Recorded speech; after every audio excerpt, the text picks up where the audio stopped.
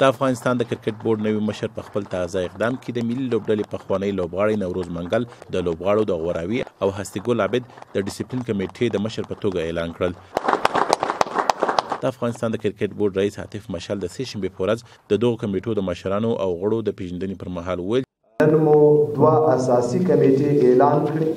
چې یوه د سلیکشن یا غوراوي کمیټه ده چې دې نه وروسته به د افراد د لوبغاړو انتخاب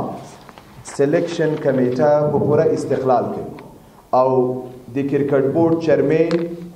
د کرکټ بورډ اجرایي رئیس او نور ټول همکاران چې د کرکټ بورډ په اداره کې دي د دوی په داخلي چارو کې به په هیڅ ډول لاسوهنه نه کوي او هیڅ چاته د اجازه نشته دا کار وکړي.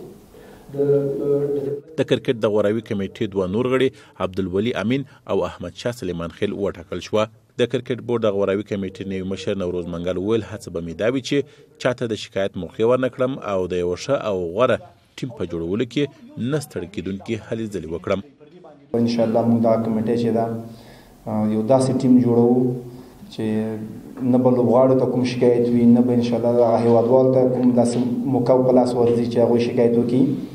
نو یو ښه پلان به جوړوو او چې وکولی شو چې روان کوم میچونه دي او ډېر اساس او ډېر داسې میچونه چې هېڅ ریسک نشو اخیستلی د 2019 ورلډ کپ دپاره همدغسې د ټیسټ کوم هغه چې روانې لوبې روانې هغې دپاره به موږ کوشش کوو چې یو ښه معیاري ټیم جوړ کړو.